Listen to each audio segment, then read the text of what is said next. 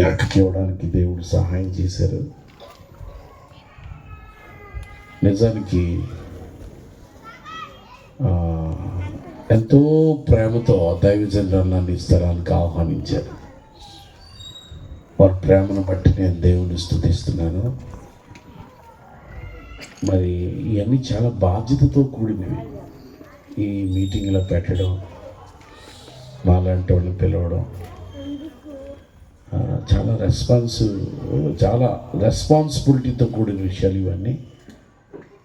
మరి అక్క ఎలా చేయగలిగారో, ఇదంతా ఎలా జరుగుతుందో ఇదంతా దేవుడే ఎరుగును గాక. స్తోత్రం చెప్పండి. 2 చేతులు ఎత్తి దేవునికి స్తోత్రం చెప్పండి. నేను అన్నాను, నాకు ఎవరైనా విశ్వాసం ఇల్లు చూడండి, కొంచెం రెస్ట్ తీసుకోవడానికి అని అన్నాను. లేదు నాన్న, మీరు హోటల్లో ఉండాలని హోటల్ రూమ్ బుక్ చేశారు. ఇవన్నీ ఎలా సాధ్యపడ్డాయో మరి దేవునికి స్తోత్రం కలుగును గాక. అందరూ స్తోత్రం చెప్పండి. హల్లెలూయా. దేవుని బిడ్డలారా, మరి అక్క ప్రేమను బట్టి నేను దేవుని స్తుతిస్తున్నాను. నేను అక్కకి బర్త్డేని ఇవ్వకూడదని ఈ రోజంతా విజయవాడలో ఉండి ఈ సాయంత్రం 5 గంటలకు బయలుదేరి రావాలనుకున్నాను. వేరే వాళ్ళ ఇంట్లో ఉండి రావాలనుకున్నాను. లేదు నాన్న, మీరు ముందే వచ్చేయండి అని చాలా ప్రేమతో నన్ను స్థలానికి అక్క ఆహ్వానించారు. రాత్రి గన్నవరంలో పరిచయం చేసి రాత్రి బయలుదేరి రావడానికి దేవుడు సహాయం చేశారు. ఇక్కడ ఈ వేదికను అలంకరించిన దైవజనులు అందరినీ బట్టి కూడా నేను దేవుని స్తుతిస్తున్నాను. మంచి దైవజనులు అందరూ ఇక్కడ ఉన్నారు. వారికంటే నేనేం గొప్పవాడిని కాదు, కానీ కేవలం యేసు ప్రభు వాడుకునే పాత్రని మాత్రమే. దేవునికి మహిమ కలుగును గాక. స్తోత్రం చెప్పండి. అందరూ చెప్పాలి. మంచిది. రాత్రి నేను టైం వేస్ట్ చేయకుండా నా సాక్ష్యం మీకు చెప్తాను. మీరు వర్తమానాలు బాగా వింటూ ఉన్నారు. గుంటూరు ప్రజలకు వర్తమానాలు ఏం కొదువు ఏం కాదు. మీరు చాలా మంచి వర్తమానాలు వినే దైవజనులు కలిగి ఉన్నారు. అంతేకాకుండా మరి రిబ్కాకు కూడా చాలా చక్కటి వర్తమానాలు, మంచి వరాలు కలిగిన దైవజనురాలు. సో కాబట్టి ఈ రాత్రి నేను వర్తమానాలు చెప్పే కంటే కూడా దేవుడు నన్ను ఎలా రక్షించాడో చెప్తే మీరు దీవించబడతారని నా ఆలోచన. అది దేవుని ఆలోచన కూడా. దేవుడు నన్ను ఎలా రక్షించాడు, అసలు నా బ్రతికేంటి, ఒకప్పుడు నేను ఎవరిని, ఇప్పుడు ఏమై ఉన్నాను, అప్పుడేమై ఉన్నాను. సాక్ష్యం అనేది 4 భాగాలు. ఒకటి ప్రారంభ భాగము, రెండోది మధ్యలో ఒక భాగం ఉంటుంది, మూడోది ఇంకొక భాగము, లాస్ట్లో ప్రభు ఏం చేశారో అనేది చెప్పే భాగం. సో కాబట్టి ఈ సాక్ష్యాన్ని మీతో పంచుకోవాలని నేను ఆశపడుతూ ఉన్నాను. మీరు చాలా జాగ్రత్తగా వినాలని కోరుతున్నాను. వింటాం అన్నవాళ్ళు స్తోత్రం చెప్పండి, గట్టిగా చెప్పండి. మంచిది. బైబిల్లో ఒక వాక్యాన్ని చదివి నేను ముందుకు వెళ్తాను. చూడండి, అపోస్తులైన పౌలు ఫిలెమోనుకు రాసిన పత్రిక 1వ అధ్యాయం 11వ వచనాన్ని నేను చదువుతాను. అతడు మునుపు నీకు నిష్ప్రయోజనమైన వాడయ్యాని, ఇప్పుడు నీకును నాకును ప్రయోజనకరమైన వాడాయను. నేను మళ్ళీ చదువుతున్నాను, బాగా చూడాలి మీరు బైబిల్. అతడు మునుపు నీకు నిష్ప్రయోజనమైన వాడే కానీ ఇప్పుడు నీకును నాకును ప్రయోజనకరమైన వాడాయన. చిన్న మాట ప్రార్థన చేద్దాం. ప్రేమగల తండ్రి, నీ సేవకుడు నీ పక్షాన నిలబడ్డాడు. ప్రజలు నీ మాటలు వింటున్నారు. మీరు మా అందరితో మాట్లాడండి. మా నోటిలో మీ మాట పెట్టండి. మీ సన్నిధి మాతో ఉంచండి. యేసు నామమున అడుగుతున్నాం తండ్రి. అందరూ ఆమేన్ చెప్పండి. ఈ రాత్రి నేను ప్రకటించే దేవుడు ఎవరంటే, నిష్ప్రయోజకులను ప్రయోజకులుగా చేసే దేవుడు. స్తోత్రం చెప్పండి గట్టిగా. హల్లెలూయా. మనుషులు ప్రయోజకులను కోరుకుంటారు. ఎవరిని కోరుకుంటారు?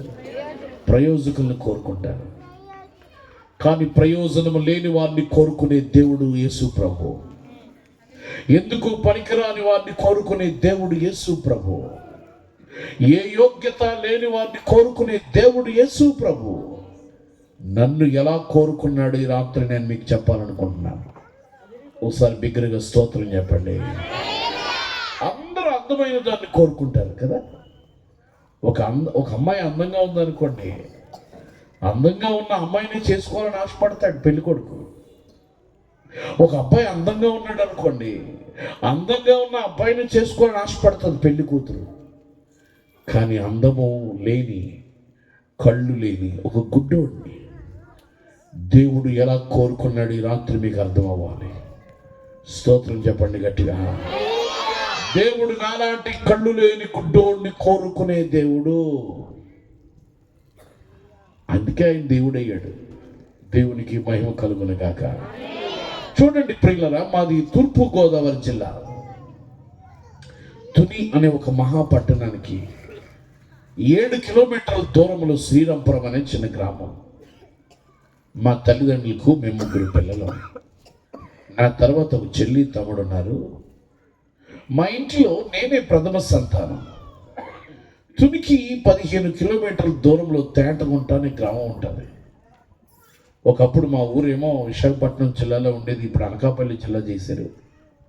తేటగుంట అనే గ్రామం ఒకప్పుడు తూర్పుగోదావరి జిల్లాలో ఉండేది, ఇప్పుడు కాకినాడ జిల్లా చేశారు. కాకినాడ జిల్లాలో తేటగుంట అనే గ్రామంలో 1981 సంవత్సరం 1981 నా డేట్ ఆఫ్ బర్త్ 1981 సంవత్సరం నవంబర్ 26వ తారీఖున మా తల్లిదండ్రులు నేను జన్మించడం జరిగింది. నేను పుట్టకముందే మా అమ్మమ్మ గారు చాలా ధనవంతులు, వాళ్ళకి చాలా డబ్బులు ఉన్నాయి, ఆస్తులు ఉన్నాయి. అలాంటి సంపన్నత కలిగిన కుటుంబంలో నేను జన్మించడం జరిగింది. నేను పుట్టకముందే మా అమ్మమ్మ గారికి ఒక గేదె ఒకటి ఉండేది.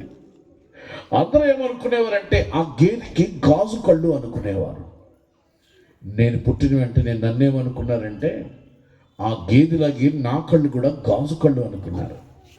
విచిత్రంగా ఉంది కదా.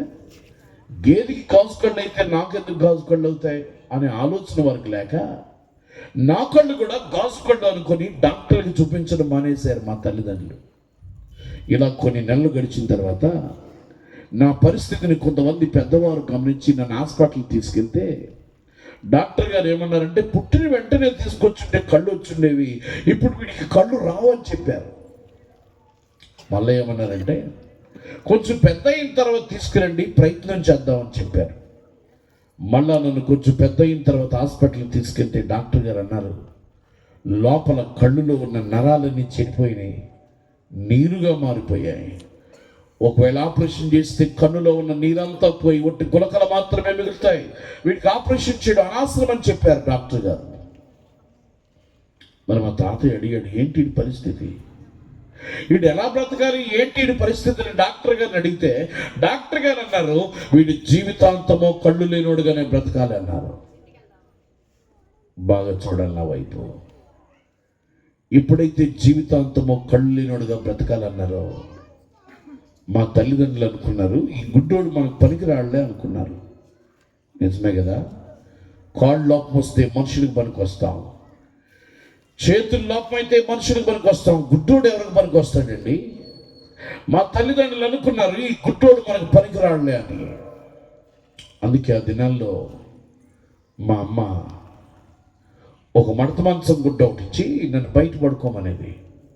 మాకు మంచి ఇల్లు ఉండేది, ఆ ఇంట్లో అందరూ పడుకునేవారు, నన్ను ఒక్కడే బయట పడుకోబెట్టేది మా అమ్మ. అర్ధరాత్రి టైంలో నా ప్రక్కలో వేడిగా ఉండేది. ఏంటని ఇలా తడిమి చూస్తే నాతో కలిసి కుక్కలు పడుకునేవి. ఒక దినాన్న కుక్కలతో కలిసి పడుకున్న కళ్ళు లేని గుడ్డోడిని ప్రేమించిన దేవుని పేరు నజరేయుడైన యేసు.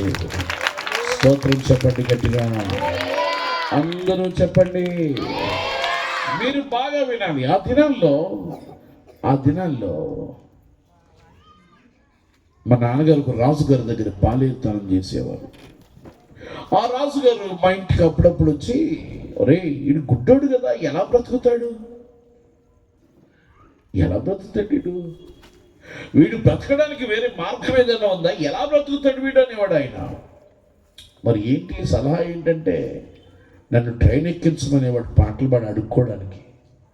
దేవుని బిడ్డలారా, అప్పుడు విశాఖపట్నం రాజమండ్రి పాసింజర్ ఉండేది, ఇప్పుడు దాన్ని ఎక్స్ప్రెస్ చేశాడు. ఆ విశాఖపట్నం రాజమండ్రి పాసింజర్ మీద పాటలు పాడి అడుక్కోమనేవాడు ఆయన. కానీ బైబిల్లో ఒక మాట ఉందండి, నా సేవకుని పిల్లలు భిక్షమెత్తుట నేను చూడలేదంటాడు. సేవకుడు అంటే ఎవరు? మా అమ్మ సేవకురాలు కాదు, మా నాన్న సేవకుడు కాదు. మా అమ్మ మా నాన్న కూలి పని చేసుకునేవాడు. మరి సేవకుడు ఎవరు? 2024 సంవత్సరాల క్రిందట ప్రజలందరికీ సేవ చేయడానికి తనను తాను తగ్గించుకొని లోకానికి వచ్చిన దేవుడే నిజమైన సేవకుడు. నేను ఆయన కుమారుడుగా గుర్తించబడ్డాను గనక దేవుడు నన్ను అడుక్కునేవాడుగా చేయలేదు. చేతులెత్తి గట్టిగా దేవునికి స్తోత్రం చెప్పండి. ఈరోజు నాలాంటి గుడ్డోళ్ళు చాలా మంది అడుక్కుంటున్నారు. మీకు తెలుసా, రైల్వే స్టేషన్లో ప్లాట్ఫామ్ల మీద ఎంతో మంది గుడ్డోళ్ళు అడుక్కుంటున్నారు. మరి నేను అడుక్కోలేదు. ఎందుకని? దేవుడు ఆయన కుమారుడుగా నన్ను గుర్తించాడు గనక. స్తోత్రం చెప్పండి గట్టిగా. I am the recognised. దేవుడు నన్ను గుర్తించాడు ఆయన కుమారుడుగా. సో నా వైపు బాగా చూడాలి. మీరు చూస్తున్నారా? నేను మిమ్మల్ని చూడలేనండి. నాకు చిన్న నేడు కూడా కనపడదు. నా కన్న తల్లి ఎలా ఉందో ఇప్పటి వరకు నాకు తెలియదు. నాకు ఏమీ కనబడదు. నా వైపు చూడండి. ఆ దినాల్లో నాకు భయంకరమైన కళ్ళు మంటలు వస్తూ ఉండేవి. కళ్ళు ఘోరంగా కారం పోస్తే ఎలా మండుతాయో అలా మండిపోతూ ఉండేవి. కళ్ళు మంటతో ఏడుస్తూ ఉంటే మా నాయనమ్మ అనేది, దేవుడా వీడిని చంపేయి, ఇలాంటి గుడ్డోడు బ్రతకొద్దు, దేవుడా వీడిని చంపేయి అనేది మా నాయనమ్మ. దేవుడే నన్ను చంపేస్తుంటే ఈరోజు నా ద్వారా దేవునికి మహిమ కలిగేది కాదు. దేవునికి మహిమ కలగడం కోసమో ఒక కళ్ళు లేని గుడ్డోడిని బ్రతికించిన దేవుని పేరు యేసు. స్తోత్రం చెప్పండి గట్టిగా. నా దేవుడికి బ్రతికించడమే తప్ప చంపడం చేత కాదు. ఆమేనంటారా? స్తోత్రం చెప్పండి గట్టిగా. బాగా వినాలి మీరు. ఆ దినాల్లో మా అమ్మ మా చెల్లికి తమ్ముడికి అన్నం పెట్టేది, నాకు అన్నం పెట్టేది కాదు. వాళ్ళిద్దరూ వరండాలో కూర్చొని భోజనం తినేవారు. నేను కూడా కూర్చునేవాడిని, నాకు కూడా పెడతదేమో అని. వాళ్ళిద్దరికి పెట్టేది, నాకు పెట్టేది కాదు. ఆ భయంకరమైన ఆకలికి తట్టుకోలేక, అమ్మా నాకు కూడా అన్నం పెట్టమ్మా అంటే మా అమ్మ నన్ను కాలుతో తన్ని, ఏ పోతుందని నీకు అన్నం పెట్టాలరా అనేది, నువ్వు ఎందుకు పనికొస్తావని నీకు అన్నం పెట్టాలరా అనేది మా అమ్మ. దేవుని బిడ్డలారా, మా నాన్న కూడా అవే మాట్లాడేవాడు. ఆ దినాల్లో ఎక్కడైనా ఫంక్షన్లు జరిగితే అక్కడికి వెళ్ళిపోయేవాడిని, వాళ్ళు నాకు భోజనం పెడతారేమో అని. ఎవరైనా భోజనం తింటూ ఉంటే వాళ్ళ దగ్గరే నిలబడేవాడిని, వాళ్ళు నాకు అన్నం పెడతారేమో అని. ఎవరు పెట్టేవారు కాదు. నా శరీరం అంతా భయంకరమైన వాసన వచ్చేది. నేను ఎవరు మంచం మీద కూర్చుంటే ఆ దుప్పటి తీసేసుకునేవారు, ఆ వాసన అంటుకుంటుందేమో అని. కొన్నిసార్లు నా వాసన నేనే తట్టుకోలేక, అమ్మా తలస్నానం చేయించమ్మా అని అడిగితే మా అమ్మ ఒక బట్టల సబ్బు ఒకటి ఇచ్చి బోర్ దగ్గరికి వెళ్ళి రుద్దేసుకొని రారా అనేది. నా తల మీద చేతులు ఉంచడానికి మా అమ్మ ఇష్టపడేది కాదండి. నన్ను ప్రక్కన పడుకోబెట్టుకోవడానికి మా అమ్మ ఇష్టపడేది కాదు.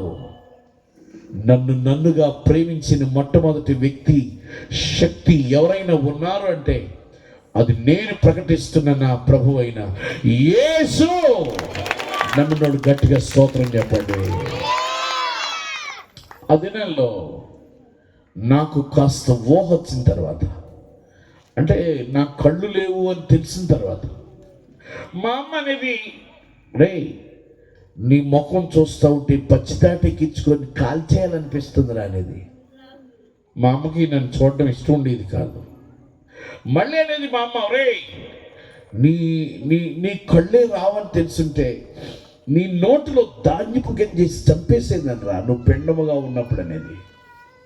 మళ్ళీ అనేది, నిన్ను కెలుసునాలు పోసి తగలేసేయాలనిపిస్తుందిరా. అంతేకాదు నీ నోటిలో ఏండ్రును పోసి చంపేయాలనిపిస్తుంది రాలేని. మా అమ్మ నన్ను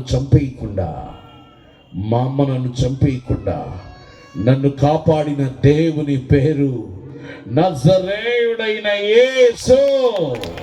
నమ్మిన వారు గట్టిగా దేవునికి స్తోత్రం చెప్పండి.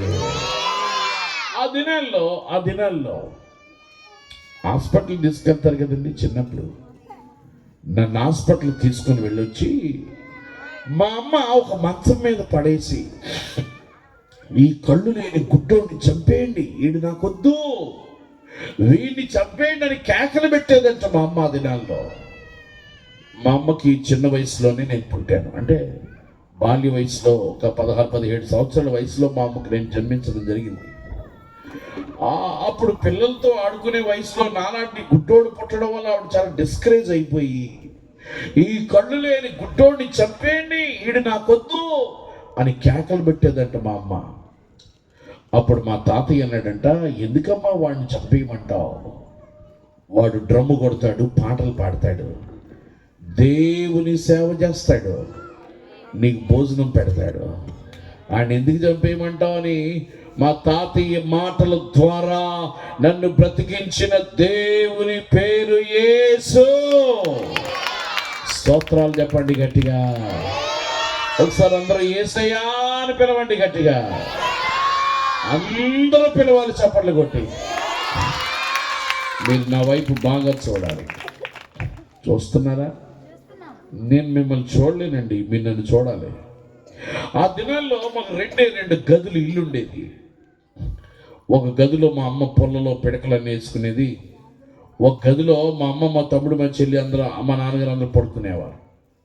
దేవుని బిడ్డలారా, ఈ పొలంలో పిడకలు వేసుకునే గదిలో నన్ను పడుకోమనేది మా అమ్మ.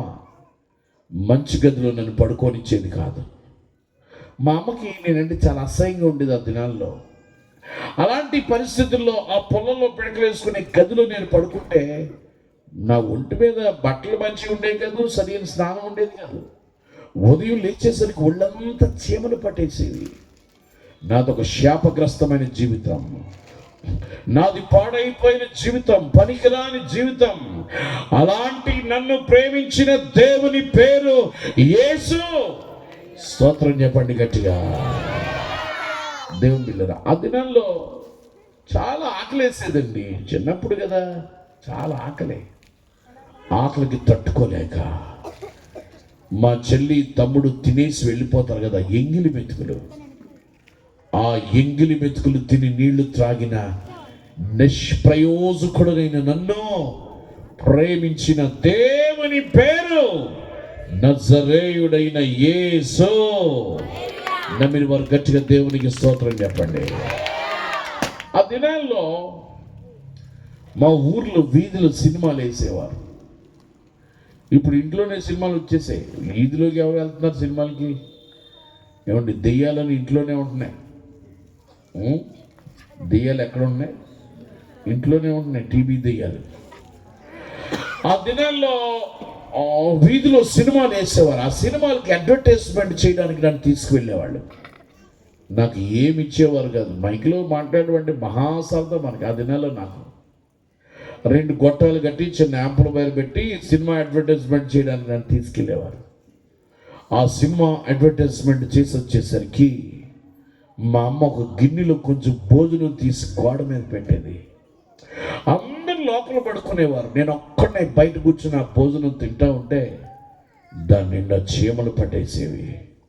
దేవుని బిడ్డలారా, ఆ చీమలన్నం నేను తింటా ఉంటే నాతో పాటు కుక్కలు కూడా కలబడి తింటూ ఉండేవి. కుక్కల్ని కొట్టుకోలేక కుక్కలతో కలిసి చీమల భోజనం తిన్నటువంటి ఒక కళ్ళు లేని గుడ్డోడిని ప్రేమించిన దేవుని పేరు నజరేయుడైన యేసు. నమ్మిన వారు స్తోత్రం చెప్పండి గట్టిగా. అందరూ చెప్పండి హల్లెలూయా. నా వైపు మీరు బాగా చూడాలి. ఆ దినాల్లో మా అమ్మ నన్ను బోర్ దగ్గరికి వెళ్ళి నీళ్లు తీసుకురమ్మనేది. నాకు ఏమీ కనపడదండి. ఒకసారి మీరు చూడండి, నాకు ఏమీ కనపడదు. బోర్ దగ్గరికి వెళ్ళి నీళ్ళు తెస్తూ ఉంటే పల్లెటూరులో కుక్కలు ఉంటాయి కదండి, ఆ కుక్కల్ని తొక్కేస్తే కరిచేస్తూ ఉండేవి. 7 సార్లు కుక్కలు కరిసాయి. కుక్కలు కలిసినా మా అమ్మ మందు వేయించేది కాదు. ఆ దినాల్లో మా ఊర్లో ఒక ముసలావిడ ఉండేది. ఆవిడేదో మందు చేసి ఇచ్చేది. ఆ మందు రాసుకుంటే గాయం మాడిపోయి దేవుడు మాడిపేశాడు ఆ దినాల్లో. అంతేకాదు, పల్లెటూరులో చలి కాగడానికి మంటలు వేసుకుంటారు కదండి, ఆ మంటలో కాళ్ళు వేస్తే నా కాళ్ళు కాలిపోయేవి. కాళ్ళు కాలిపోయినా మా అమ్మ పట్టించుకునేది కాదు. కుక్కలు కలిసినా పట్టించుకుని, రాళ్ళు కొట్ల మీద పడిపోయినా పట్టించుకునేది కాదు, జ్వరం వచ్చినా పట్టించుకునేది కాదు, ఏం పట్టించుకునేది కాదు. అలాంటి క్లిష్ట పరిస్థితుల్లో నన్నుగా ప్రేమించిన మహనీయుడు, ఆ గొప్ప దేవుడు, శక్తిమంతుడు, ఆయన పేరు నజరేయుడైన యేసు. నమ్మిన వారు స్తోత్రం చెప్పండి గట్టిగా, కొంచెం గట్టిగా చెప్పండి. ఆ దినాల్లో నా వైపు మీరు బాగా చూడాలి. మా అమ్మమ్మ గారి ఇంటికి వెళ్తే ఇవే స్త్రీ బట్టలు అని మాసిపోయిన బట్టలు ఇచ్చేవారు. నాకు ఒక గోల్ సంచి ఒకటి ఇచ్చేవారు, మూలను పడుకోమని. మనసు మీద పడుకొని ఇచ్చేవారు కాదండి. నాకు గుర్తింపు ఉండేది కాదు. నాకు ఇద్దరు చిన్నాళ్ళు ఉన్నారు, 3 మేనమామలు ఉన్నారు. ఎవరు గుర్తించేవారు కాదు, పట్టించుకునేవాళ్ళు కాదు, ఎవరు అన్నం పెట్టేవారు కాదు. దేవుని బిడ్డరా, మా అమ్మమ్మ గారి ఇంటికి వెళ్తే మా అమ్మమ్మ గారి ఇంటి పక్కన ఒక ఎర్రావిడ ఉండేది. ఆవిడ నాకు పిన్ని వరుస అవుతుంది.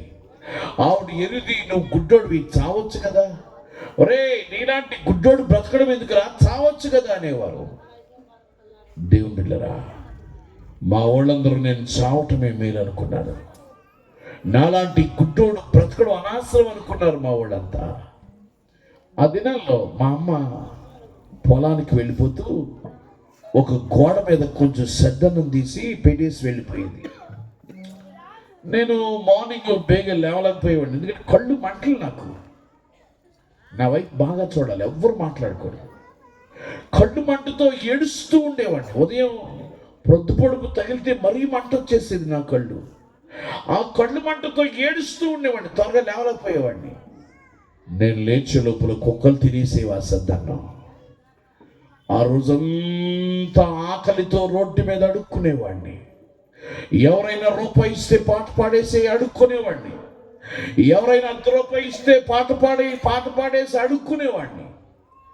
ఎక్కడైనా ఫంక్షన్లు జరిగితే అక్కడ అన్నం కోసం వెళ్ళిపోయేవాడిని. అడుక్కునే బ్రతుకునేది, అడుక్కున్న జీవితం. రోడ్డు మీద అడుక్కున్న కళ్ళు లేని గుడ్డోడిని నేను. దేవుని బిడ్డలు ఈ విధంగా అడుక్కుంటూ ఉండగా నాకు సరైన బట్టలు ఉండేవి కాదండి. 2 నిక్కర్లు ఉండేవి. ఒకరోజు స్నానం చేసి ఒక నిక్కర మార్చుకునేవాడిని, ఒకరోజు స్నానం చేసి మరొక నిక్కర మార్చుకునేవాడిని. దేవుని బిడ్డలు ఆ చిరిగిపోయిన నిక్కలతో రోడ్డు మీద అడుక్కుంటున్నప్పుడు స్నానం లేక, బట్టలు లేక ఒళ్ళంతా తామర వచ్చేసింది. ఆ భయంకరమైన తామర గజ్జితో రోడ్డు మీద అడుక్కుంటున్నప్పుడు సత్యానందం గారని ఓ గొప్ప దైవజనుడు, ఆయన విశాఖపట్నంలో ఉంటున్నారు ఇప్పుడు. ఆ గొప్ప దైవజనుడు నన్ను చేరదీసి సువార్త ప్రకటించి నన్ను దేవుని మందిరానికి నడిపించారు. ఆయన స్తోత్రం చెప్పండి గట్టిగా. ఆయన నన్ను ఎంత ప్రేమించారంటే, నా తామర ఆయన శరీరానికి అంటికిపోయినా కూడా నన్ను ప్రేమించారు. వాళ్ళ తల్లిదండ్రులు అనేవారు, గుడ్డోడిని ఎంటేసుకొని తిరుగుతాడు, నీకు ఎవడు దొరకడా అనేవారు ఆయన్ని. అయినా కూడా ఆయన భుజం మీద చేయించుకొని నన్ను కూడా తిప్పుకొని నా తండ్రి కంటే నన్ను అమితంగా ప్రేమించిన గొప్ప దైవజనుడు ఆయన. ప్రేమించి నన్ను దేవుని మందిరానికి నడిపించారు. దేవుని మందిరంలో దేవుని పాటలు పాడేవాడిని, బయటికి వెళ్ళి సినిమా పాటలు పాడుకుంటూ అడుక్కునేవాడిని. ఈ విధంగా 92వ సంవత్సరం గడిచిపోయింది. 93వ సంవత్సరం జనవరి 26వ తారీఖున మా ఇంటి దగ్గర ఎవరు లేరు, నేను ఒక్కడే ఉన్నాను, ఏడుస్తున్నాను. ఈ ప్రపంచంలో ఒక మనిషిని బాధ పెట్టే వ్యాధి ఏదైనా ఉందంటే అది కళ్ళు లేకపోవడమే.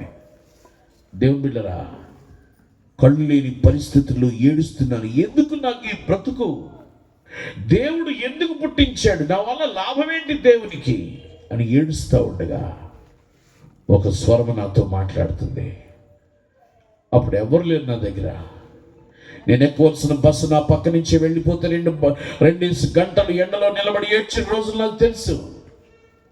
అంతేకాదు బాత్రూమ్ డ్రైనేజ్లో నా కాళ్ళు పడిపోతే ఏడ్చిన రోజులు నాకు తెలుసు. బోరుని ఏడవడమే. ఇంకా నా జీవితంలో ఏడని రోజంటూ ఏది లేదు. ఏడుస్తూ ఉన్నాను. ఎందుకు నాకు ఈ బ్రతుకని ఏడుస్తూ ఉండగా ఒక స్వరం నాతో మాట్లాడుతుంది. నా కుమారుడా, నేనే నిన్ను పుట్టించాను, నా కోసం నువ్వు పాడతావా అనే స్వరం 3 సార్లు మాట్లాడింది. ఎప్పుడైతే ఆ స్వరం నాతో మాట్లాడిందో నా హృదయంలో ఉన్న బరువంతా తేలికైపోయింది. దేవుని సమాధానం నాలోనికి రావడం మొదలైంది. అప్పుడు దేవుడే నాకు ఒక పాట నేర్పించాడండి. అది రచన స్వరకల్పన దేవుడే నేర్పించాడు ఆ పాట. అది దేవుని పాట. మీకోసం ఒకసారి ఆ పాట పాడమంటారా? స్తోత్రం చెప్పండి గట్టిగా. ఇంతవరకు చాలా అద్భుతమైన పాటలు మీరు విన్నారు. అద్భుతమైన పాటలు మీరు విన్నారు. నేను కూడా మీకోసం ఆ పాట ఒకసారి పాడి ప్రభుని స్తుతించాలని నేను ఆశపడతా ఉన్నాను. ఒకసారి 2 చేతుల పైకి గట్టిగా స్తోత్రం చెప్పండి. అందరూ చెప్పాలి హల్లెలూయా. F sharp minor. ఈ పాట ఒకసారి మీకోసం పాడి దేవుణ్ణి గణపరచాలని నేను ఆశపడతా ఉన్నాను. నువ్వు రావా యేసయ్యా, నువ్వు రావా యేసయ్యా, నువ్వు రావా యేసయ్యా, నువ్వు రావా యేసయ్యా.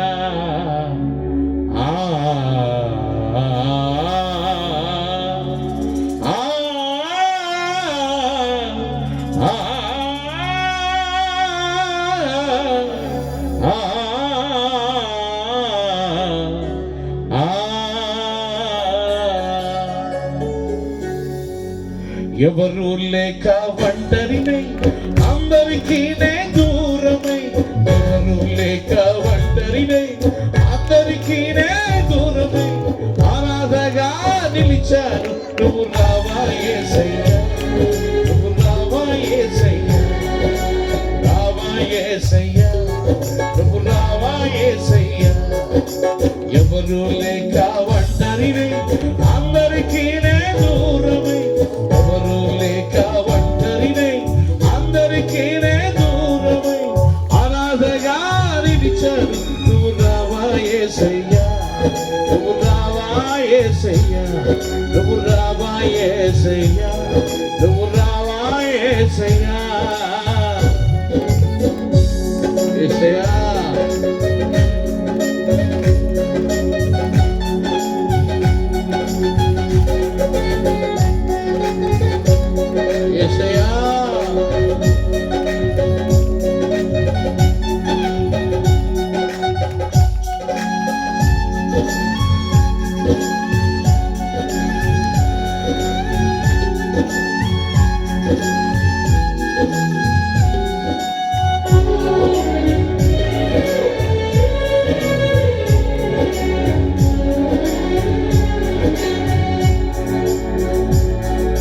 స్నేహితులాన్ని నమ్మాను మోసం చేశారు, బంధువులాన్ని నమ్మాను ద్రోహం చేశారు.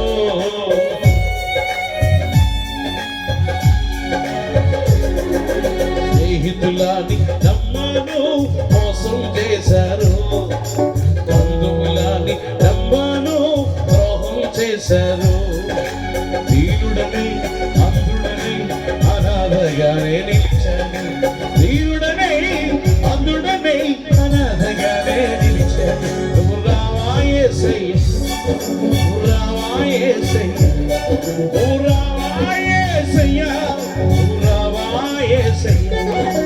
ఎవరు లేక ఒంటరినై అందరికీ నే దూరమై, ఎవరు లేక ఒంటరినై అందరికీ నే దూరమై అనాథగా నిలిచాను. నువ్వు రావా యేసయ్యా, నువ్వు రావా యేసయ్యా, నువ్వు రావా యేసయ్యా.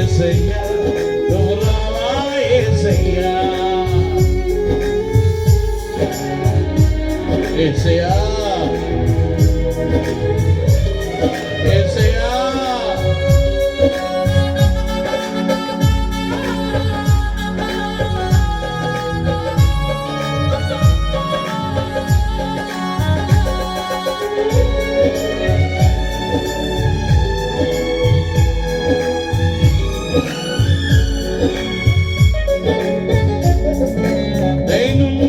నేనున్నానని అందరూ అంటారు, కష్టాల్లో బాధల్లో వారు తొలగిపోతారు.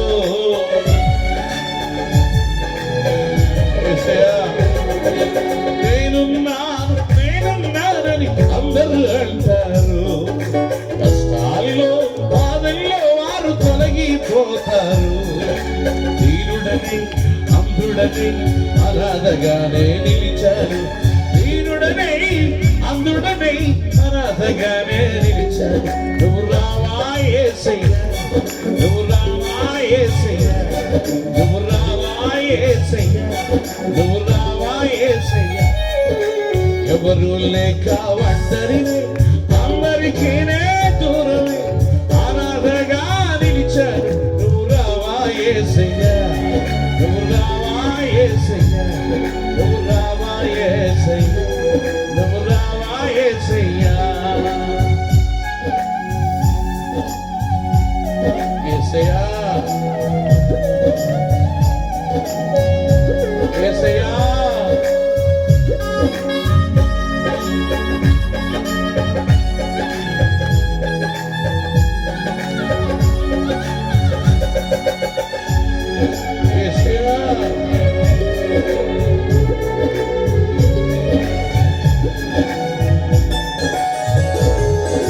చిరకాలం నీ ప్రేమ కలకాలం ఉండాలి, శాశ్వతమైన నీ ప్రేమ కలకాలం ఉండాలి.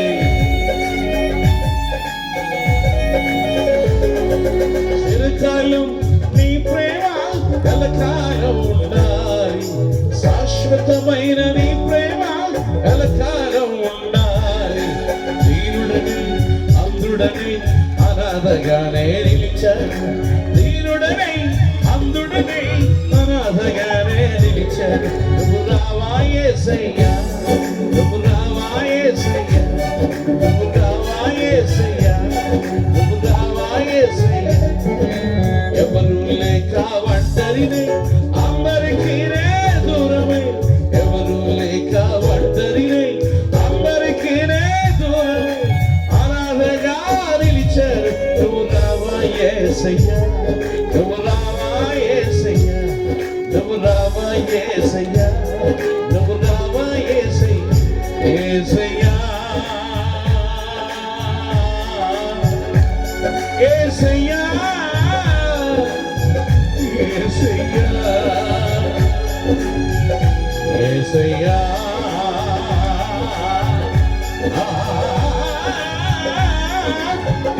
యేసయ్యా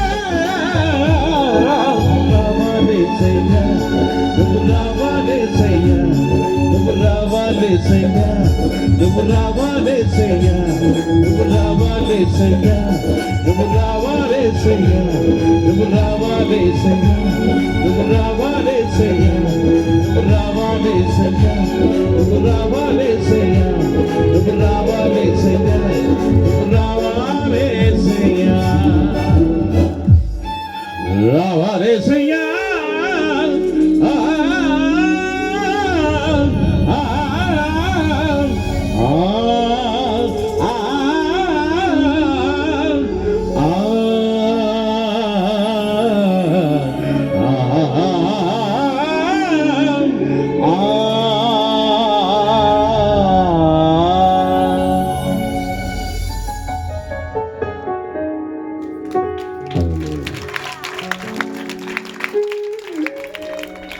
ఆ దినాల్లో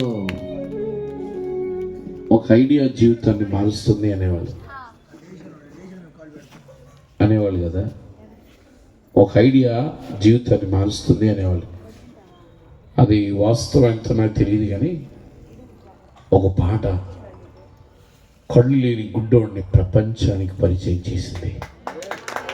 అది దేవుడు నేర్పించిన పాట. స్తోత్రం చెప్పండి గట్టిగా. హల్లెలూయా, హల్లెలూయా. ఎవరు నేర్పించారు?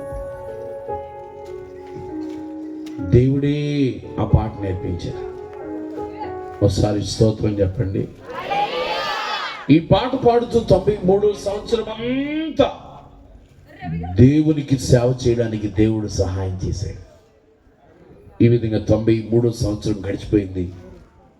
94వ సంవత్సరం జనవరి 31వ తారీఖు రాత్రి దేవుని మందిరానికి వెళ్ళాం మేము.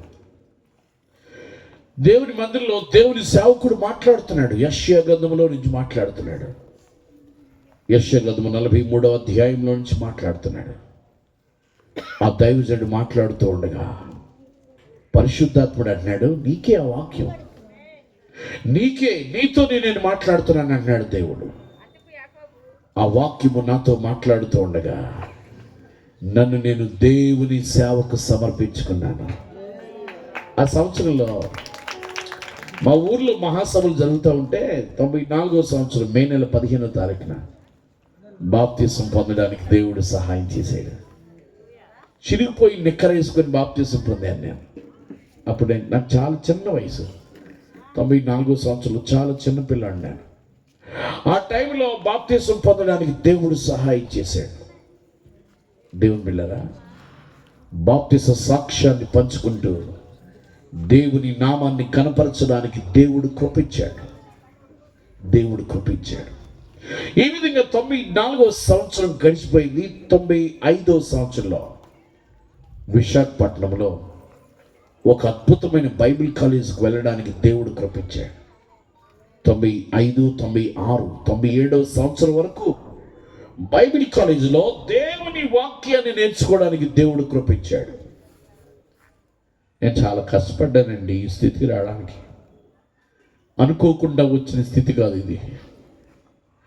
ఏదో యాక్సిడెంటల్గా వచ్చిన స్థితి కాదు ఇది. చాలా కష్టపడ్డాను ఇక్కడ రావడానికి. నేను కాలేజీలో 2 నిక్కర్లతో చిరిగిపోయిన నిక్కర్లు వేసుకొని 3 సంవత్సరాలు దేవుని వాక్యాన్ని నేర్చుకున్నాను నేను.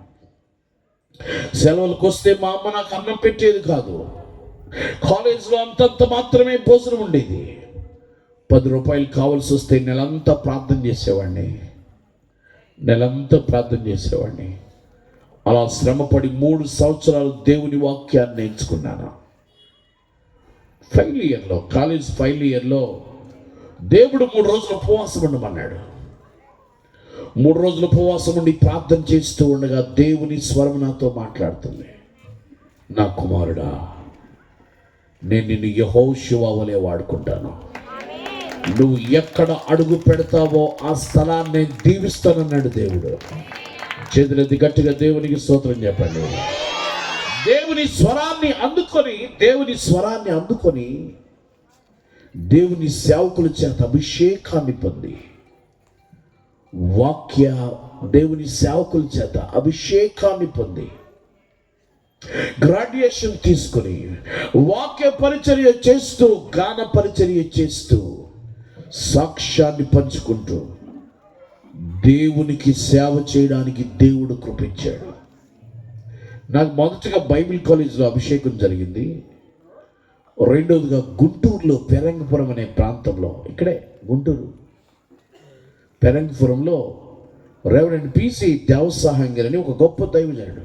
ఆయన ప్రభు దగ్గరికి వెళ్ళిపోయారు. ఇప్పుడు ఆయన ఫ్యామిలీని అభిషేకించడానికి పెరంగపురం వస్తున్నారు. అప్పుడు మా ఊరు వచ్చేవారు. మా ఊర్లో ఒక సంఘం ఉండేది ఆయనకి.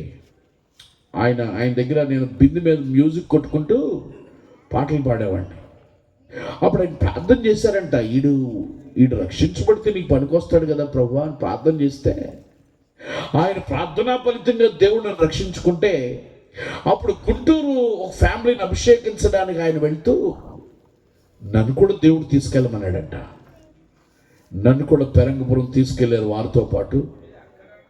ఆ ఫ్యామిలీని అభిషేకిస్తున్నప్పుడు నా తల మీద కూడా ఒలీవల నూనె పోసి వారు నన్ను అభిషేకిస్తూ ఉండగా బలమైన పరిశుద్ధాత్మ శక్తి నన్ను తాకింది. స్వస్థత, వివేచన, ప్రవచన వరాల్ని దేవుడు నాకు ఇచ్చాడు.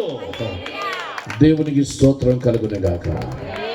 కొన్ని వేల వర్తమానాలు నాకు నేనే తయారు చేసుకొని బోధించగలిగే కృప దేవుడు నాకు ఇచ్చాడు. నా వైపు చూస్తున్నారా? నాకు 3500 పైగా పాటలు నేర్పించాడు దేవుడు. స్తోత్రం చెప్పండి గట్టిగా. హల్లెలూయా. ఈ గుడ్డోడు చేతులతో అనేక మంది సేవకులను అభిషేకించే కృప దేవుడు ఇచ్చాడు. దేవుడు గొప్పోడా కదా? అందరూ చెప్పండి. అన్నీ ఇస్తే గొప్పోడు కాదండి. నాకులా కళ్ళు లేకుండా చేసిన ఆయన గొప్పోడే. దేవునికి మహిమ కలుగునుగాక. ఈ కళ్ళు లేని గుడ్డోడికి డాక్టరేట్, రెవరెండ్, బిషప్ అభిషేకాలను దేవుడిచ్చాడు. దేవునికి స్తోత్రం కలుగునుగాక.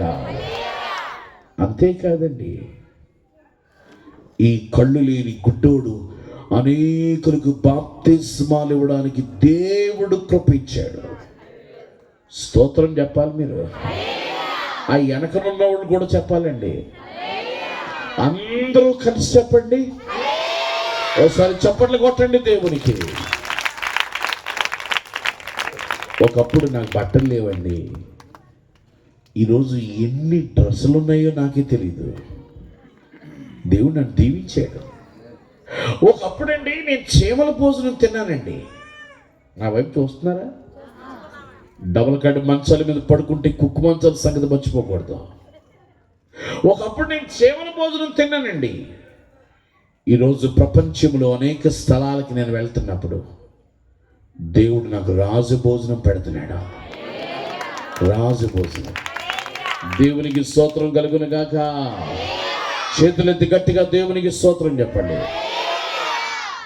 ఏ ఏ ఇంట్లో అయితే అందరూ పడుకొని నన్ను బయట పడుకోబెట్టారో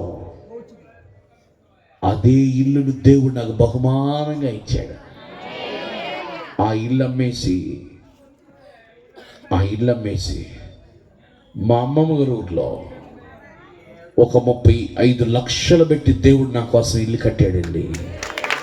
దేవునికి స్తోత్రం చెప్పండి గట్టిగా. ఇల్లు కట్టిన వెంటనే దేవుడు ఏమన్నాడంటే నాకు ఒక మందిరం కట్టు అన్నాడు. ఏమన్నాడు? దేవుడు కట్టమన్నాడండి. ఏమన్నాడు? నాకు మందిరం కడితే నేను అన్నాను నా డబ్బులు లేవన్నా. అప్పుడు ప్రభు అన్నాడు, నువ్వు కారు కొనుక్కుందామని 10 లక్షలు దాసేవు పక్కన అన్నాడు. అంటే మనుషులు కళ్ళు కప్పచ్చు కానీ ఎవరు కళ్ళు కప్పలేము. దేవుని కళ్ళు కప్పలేము. పిల్లి అనుకుంటుందంట నన్ను ఎవరు చూడలేదని. ఆ ఇంటికాల ఆవిడ దిబిడి అని బాధినప్పుడు అప్పుడు తెలుస్తుందంట, అమ్మ నన్ను చూశారని. నేను పిల్లిలా అంటాడు. నేను అనుకున్నాను దేవుడు నన్ను చూడలేదు, నేను డబ్బులు దాచుకోవడం అని. దేవుడు అన్నాడు నీ దగ్గర 10 లక్షలు ఉన్నాయన్నాడు. అప్పుడు ఆ 10 లక్షలు నేను దేవుని కానుకిచ్చాను. మరొక 10 లక్షలు దేవుడు బయట నుంచి కానుక పంపాడు. 20 లక్షలు పెట్టి అద్భుతమైన మందిరాన్ని దేవుడు కట్టాడు. స్తోత్రం చెప్పండి గట్టిగా.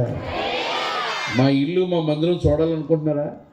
మీ ఛార్జీలు మీరే పెట్టుకుంటండి. మరి దేవునికి స్తోత్రం కలుగును.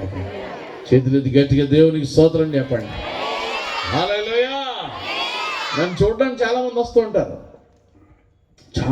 వస్తూ ఉంటారు. దేవుని బిడ్డలారా, దేవుడు ఎంత గొప్పడో చూడండి. అన్ని అనుభవాలు నాకు బెంజ్ కారులో తిరగడం తెలుసు, గింజి తాగడము తెలుసు. ఏమండి, నా వైపు మీరు బాగా చూడాలి. దేవుని బిడ్డలారా, ఏ అమ్మైతే నాకు అన్నం పెట్టలేదో అదే అమ్మకు భోజనం పెట్టే భాగ్యాన్ని దేవుడు నాకు ఇచ్చాడు. చప్పట్లు కొట్టి దేవుని స్తుతించండి. 2 చేతుల పగిది గట్టిగా దేవునికి స్తోత్రం చెప్పండి. హల్లెలూయా. నా వైపు బాగా చూడాలి. మీరు చూస్తున్నారా? నేను మిమ్మల్ని పరలోకంలో చూస్తాను. ఈ లోకంలో సాధ్యపడదు. మరి దేవునికి స్తోత్రం కలుగునుగాక. ఈ లోకంలో సాధ్యపడితే నాకు కళ్ళు ఇచ్చేసేవాళ్ళు కూడా చాలామంది ఉన్నారు. దేవునికి స్తోత్రం కలుగునుగాక. ఒకసారి నేను విజయనగరంలో ఊరెళ్ళాను వాకింగ్ చెప్పడానికి, చింతల వలస అని. అక్కడికి వెళ్తే ఒక ఆవిడ మధ్యాహ్నం భోజనాన్ని పిలిచింది. వెళ్ళిన వాళ్ళ ఇంటికి భోజనానికి వెళ్ళి వచ్చిన తర్వాత వాళ్ళ ఆయనతో గొడవ పెట్టుకుంది ఆవిడ. ఓ కన్ను ఇచ్చేస్తాను ఆయనకని. ఏమి ఇచ్చేస్తానని ఆయన అంటాడు, నువ్వు ఏమైనా సహాయం చేస్తే చెయ్యి, కన్ను ఇచ్చేయడం ఏంటంటాడు ఆయన. మళ్ళీ రాత్రికి భోజనానికి పిలిచింది, మళ్ళీ వెళ్ళాను. అప్పుడు తమ్ముడు నీకు కన్ను ఇచ్చేయాలనుకుంటున్నాను అంది. నువ్వు ఇచ్చినా నాకు అవతలే, ఏసు రక్తం చేయని చెప్పాను. దేవునికి స్తోత్రం కలుగును కాక. నన్ను ప్రేమించేవాళ్ళు ప్రపంచంలో కొన్ని కోట్ల మంది ప్రజలు ఉన్నారు. దేవునికి స్తోత్రం చెప్పండి గట్టిగా. హల్లెలూయా. మా తమ్ముడు నా కళ్ళు లేవని నా చేయి పట్టుకొని నడిపించడానికి ఇష్టపడేవాడు కాదు ఆ దినాల్లో. కానీ ఈరోజు నా చెయ్యి తగిలితే చాలు దీవించబడదామని ఎవరు ఉన్నారండి. దేవుడు నన్ను అంతగా దీవించాడు.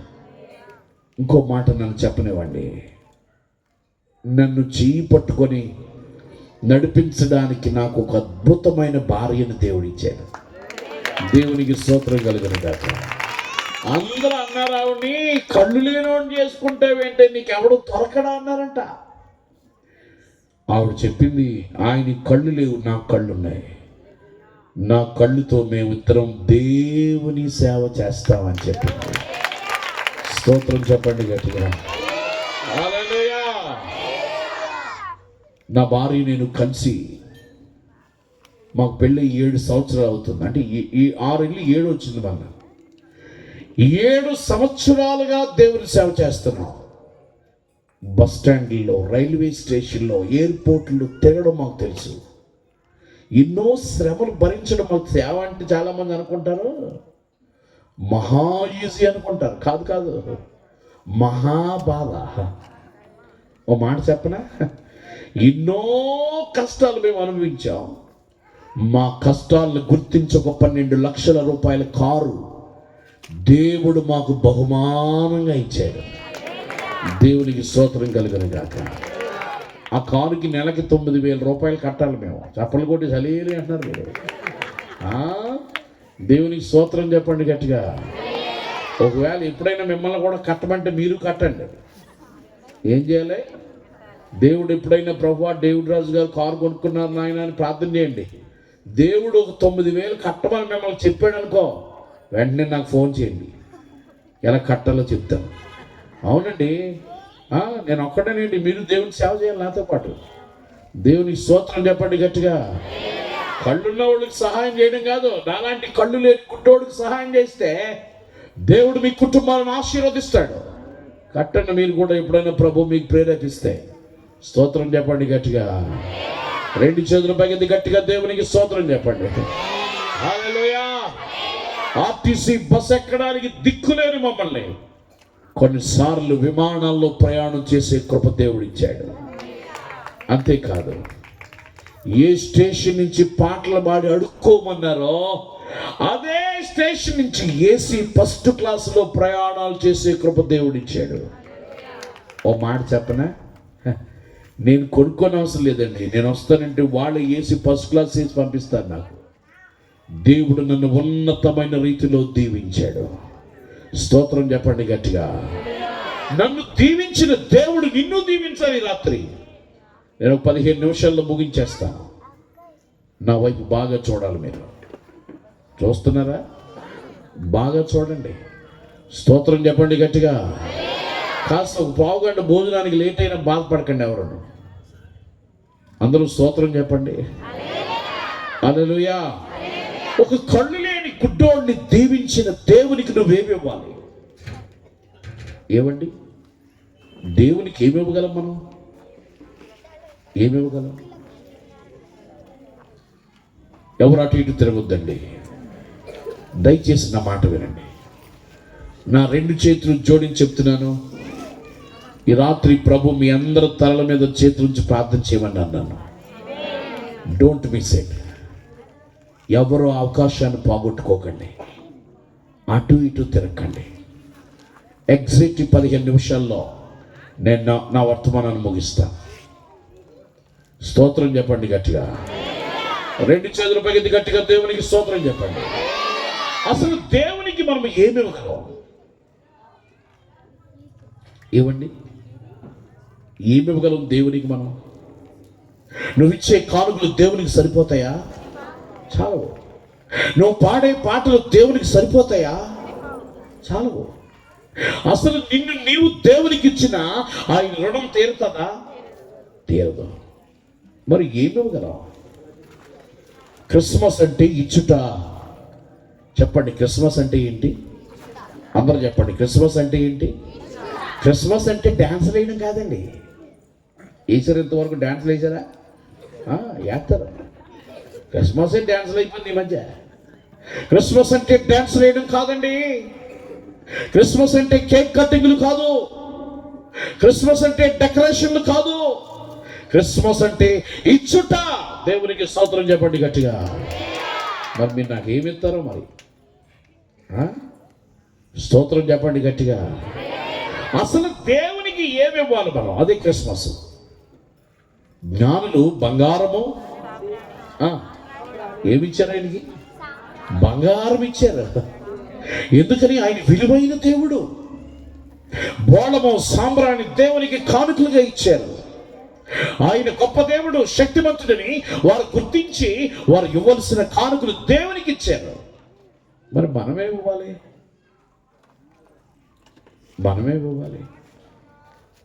మనం దేవునికి ఏమైనా ఎత్తున్నాం ఏంటి? కోడి మాంసం వండుకొని మనమే తినేస్తున్నాం ఏమండి?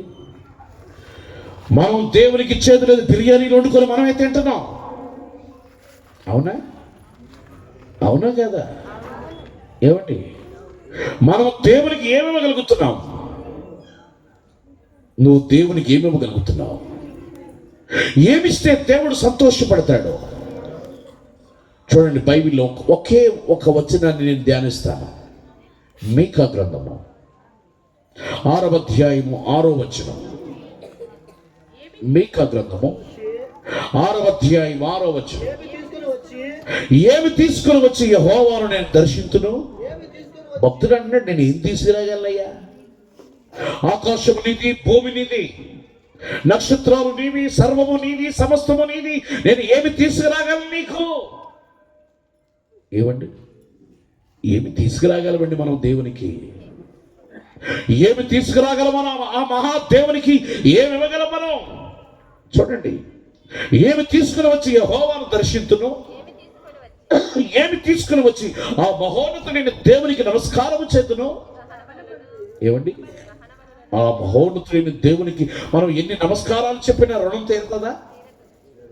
మనం ఏమిచ్చినా ఆయన రుణం తీరుతుందా? ఏమివ్వగలము ఆ మహాదేవునికి? మనం ఏమివ్వగలము? దహన బలులు ఇస్తే ఆయన రుణం తీరుతుందా? ఆయనే బలైపోయాడండి. ఆయనకి దహన బలులు అవసరం లేదు. ఆయనే బలైపోయాడు. ఆయనకి బలులు అర్పించవలసిన అవసరం లేదు. దేవునికి స్తోత్రం చెప్పండి గట్టిగా. మరి ఏమిస్తే ఆయన రుణం తీరుతుంది? ఇంకా చదవండి, అక్కడ ఏమన్నాడు? దహన బలులను, వేడాది దూడలను ఇస్తే ఆయన రుణం తీరుతుందా? ఏమండి? వేడాది దూడలు మనం కోసుకొని తింటే మనం కోసుకొని తింటున్నాం. ఆయనకి ఇస్తే సరిపోద్దేంటి?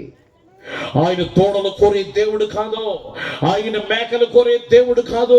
మేకల రక్తానికి బదులుగా, దూడల రక్తానికి బదులుగా ఆయనే రక్తాన్ని చిందించి ఆయన రక్తములో మానవుల పాపాన్ని విమోచించిన గొప్ప దేవుడు. ఆయన పేరు యేసు. స్తోత్రం చెప్పండి గట్టిగా. ఏమి ఇవ్వగలమో ఆ మహాదేవునికి? ఇంకేమన్నాడు? వేల కొలది పొట్టేళ్ళు ఇస్తే ఆయన రుణం తీరుతుందా? వేలాది నదులంత విస్తార తైలము ఆయనకి ఇస్తే ఆయన రుణం తీరుతుందా? ఏమండి? మన అతిక్రమములకు ప్రాయశ్చిత్తము కలగడానికి మన జ్యేష్ఠ పుత్రుడిని ఇస్తే ఆయన రుణం తీరుతుందా? ఏమిస్తే ఆయన రుణం తీరుతుంది? ఏమండి? మన గర్భఫలం ఇస్తే ఆయన రుణం తీరుతుందా? మన గర్భఫలాన్ని ఆయనకిస్తే ఆయన రుణం తీరుతుందా? ఏమిస్తే ఆయన సంతోషపడతాడు? ఏమి ఇవ్వగలం ఆయనకి మనం? ఏమి ఇవ్వగలం? మనుషుడా, ఏది ఉత్తమమో అది నీకు తెలియాలి. స్తోత్రం చెప్పండి గట్టిగా. ఏది నువ్వు దేవునికి ఇవ్వాలో నీకు అర్థం అవ్వాలి. రాత్రి 3 మాటల్లో చెప్పేస్తాను ఏం దేవునికి ఇవ్వాలో మనం. ఎన్ని మాటల్లో? 3 మాటల్లో చెప్పేస్తున్నాను, వినండి. మొదటి మాట, క్రిస్మస్ అంటే ఏంటి తెలుసుకోవాలి అందరూ. ఏమండి, క్రిస్మస్ అంటే పైన స్టారు కింద బారు కాదు. ఏంటది? పైన స్టారు కింద బారు. క్రిస్మస్ అంటే తాగుబోతు విందులు కాదండి. క్రిస్మస్ అంటే మొగుడు పెళ్ళాలు కొత్త బట్టలు వేసుకొని ఏమండి బైకుల మీద చక్కెరలు కొట్టడం కాదు. క్రిస్మస్ అంటే ఆటలు కాదు, పాటలు కాదు. ఈ ఆటలు పాటలు పెట్టద్దు క్రిస్మస్లో. ఇవన్నీ వాక్యానికి వ్యతిరేకమండి. ఇవన్నీ వాక్యాలు ఏమండి, ఒక మాట వాక్యం చెప్తే ప్రజలు దీవించబడతారు, కానీ డ్యాన్సులు చూస్తే ఎవడు దీవించబడతాడు? డ్యాన్సుల్లో ఏమైనా స్వార్థ అందుతుందా ప్రజలకి? ఏమండి అన్న ప్రశ్న. ఇప్పుడు సినిమా ఓడి యాత్ర, నువ్వు యాత్ర, తేడా ఏముంటుంది? ఏమండి, అసలు క్రిస్మస్ అంటే ఏంటో అర్థం అవ్వాలి మనకి. క్రిస్మస్ అనే మాటకు మొదటి అర్థం ఏంటో తెలుసా? న్యాయముగా నడుచుకోవాలి. స్తోత్రం చెప్పండి గట్టిగా, అందరూ చెప్పండి. ఎలా నడుచుకోవాలి? న్యాయముగా నడుచుకో. ఎవరికి అన్యాయం చేయకూడదు. నీ భర్తకు నువ్వు అన్యాయం చేయకూడదు బిడ్డ. నీ భార్యకు నువ్వు అన్యాయం చేయకూడదు తమ్ముడా. నీ అన్నదమ్ములకు, నీ అక్క చెల్లెలకు నువ్వు అన్యాయం చేయకూడదు. ఎవరికి అన్యాయం చేయకూడదు, న్యాయమే చేయాలి. అదే క్రిస్మస్. దేవునికి స్తోత్రం చెప్పండి గట్టిగా. న్యాయము చెయ్యాలి, న్యాయము చెయ్యాలి. న్యాయము తీర్చే నీవు నాకుంటే, న్యాయము తీర్చే నీవు నాకుంటే చాలు యేసయ్యా, చాలు యేసయ్యా. నమ్మకమైన దేవుడవైనా నీవే చాలు యేసయ్యా. నమ్మకమైన దేవుడవైనా నీవే చాలు యేసయ్యా. నేనేమై ఉన్నా, ఏ స్థితిలో ఉన్నా, నేనేమై ఉన్నా, ఏ స్థితిలో ఉన్నా, ఇంకేమి కోరుకోనయ్యా, అసలు ఇంకేమి కోరుకోనయ్యా. నమ్మకమైన దేవుడవైనా నీవే చాలు యేసయ్యా. నన్ను చుట్టుముట్టిన బాధలలో నా గుండె నాలో నీవైపోగా, నా సొంత జనులని నిందలలో నా హృదయం కలవరపడగా, నిరాశలలో నన్ను దర్శించితివే, ఆదరించితివే. సజీవునిగా నన్ను ఉంచితివే, నన్ను ఓదార్చితివే. ఎరిగి ఉన్నానయ్యా నీకేది అసాధ్యము కాదు, తెలుసుకున్నానయ్యా నీవెప్పుడు అబ్బా మేలు చేసావని. కొట్టు గట్టిగా చప్పట్లయి. ఆయన న్యాయము చేసే దేవుడు. ఏం చేసే దేవుడు నానా? ఈ రాత్రి అసలైన క్రిస్మస్ అంటే ఏంటో తెలుసా? న్యాయము చేయాలి. దేవునికి స్తోత్రం చెప్పండి గట్టిగా. ఎవరికి అన్యాయం చేయకూడదండి. ఏం చేయకూడదు? ఎవరికి అన్యాయం చేయకూడదు. నువ్వు త్రాగుబోతువైనా నీ భర్తకు న్యాయం చేయాలి. నీ భర్త వ్యభిచారైనా నీ భర్తకు న్యాయం చేయాలి. నీ న్యాయమును బట్టి నీ భర్త రక్షించబడతాడు. నీ న్యాయమును బట్టి నీ భార్య రక్షించబడుతుంది. న్యాయం చేయాలి. న్యాయముగా నడుచుకోవడమే క్రిస్మస్. దేవునికి స్తోత్రం చెప్పండి గట్టిగా. రెండో చెప్పేస్తున్నాను. కనికరము కలిగి జీవించాలి. ఏం కలిగి? అందరికీ కనికరం ఉందా? ఏం కావాలి నాన్న? కనికరం కావాలండి. దేవుడు సమరయ స్త్రీని కనికరించే రక్షించాడు. దేవుడు పాపాత్ములైన స్త్రీని కనికరించే రక్షించాడు. దేవుడు యాయీరు కుమార్తెను కనికరించే బ్రతికించాడు. 12 సంవత్సరాల నుండి రక్తస్రావంతో భయంకరమైన బాధపడుతున్న స్త్రీని స్వస్థపరిచాడు కనికరమును బట్టి. చప్పట్లు కొట్టి గట్టిగా.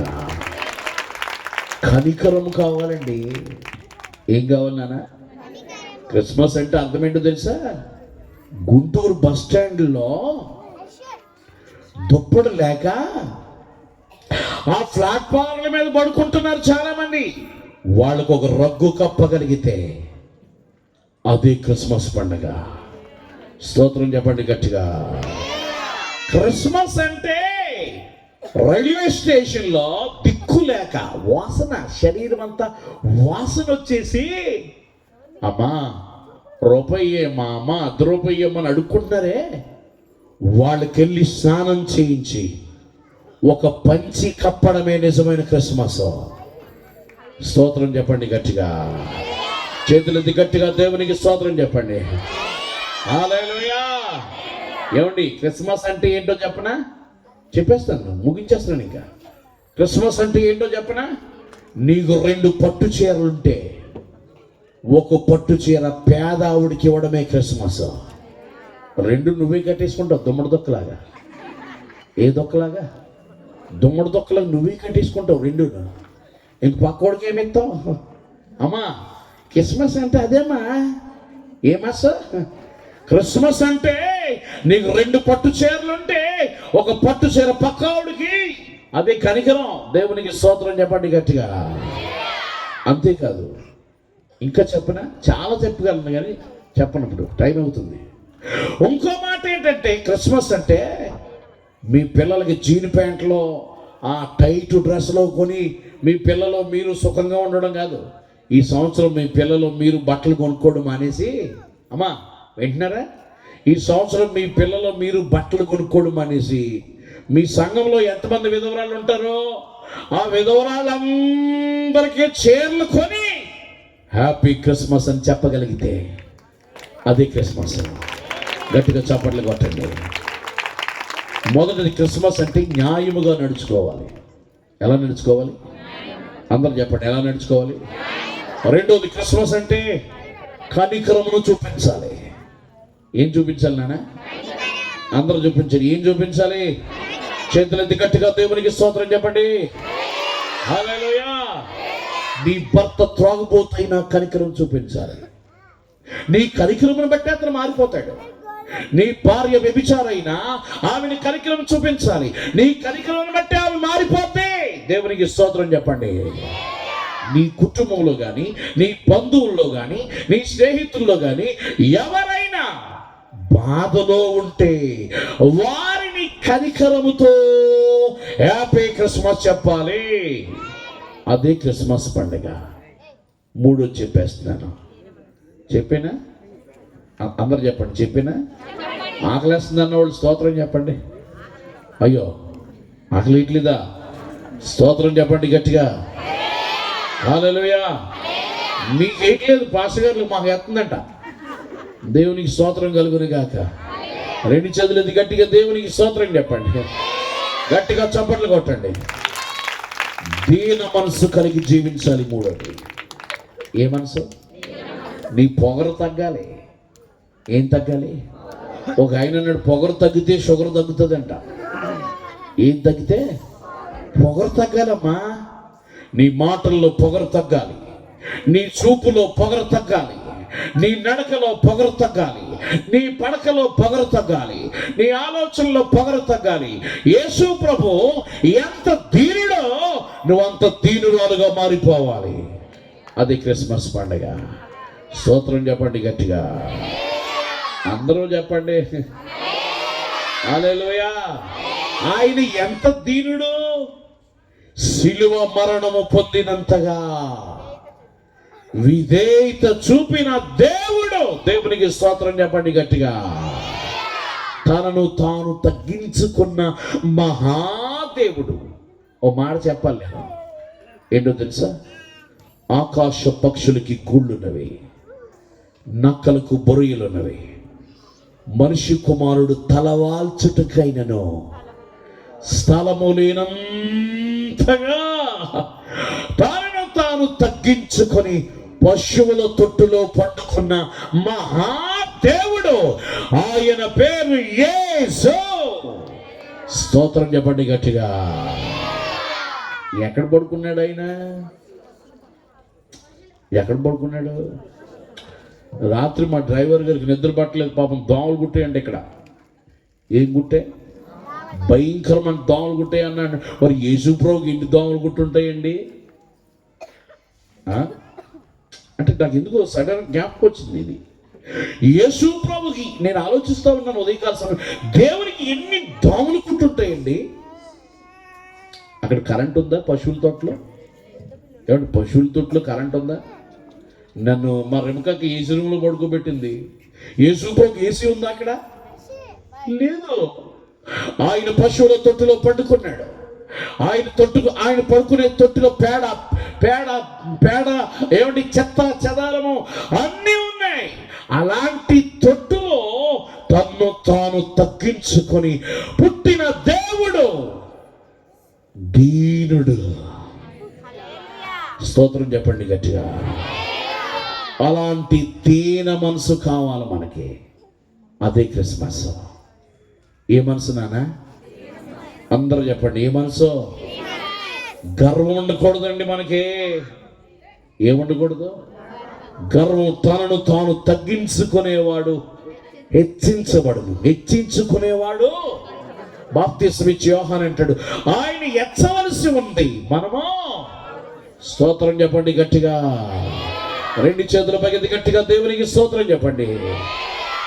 నేను ఈ స్థితికి రావడానికి ప్లాట్ఫారంలో పడుకున్నాను. ఎక్కడ?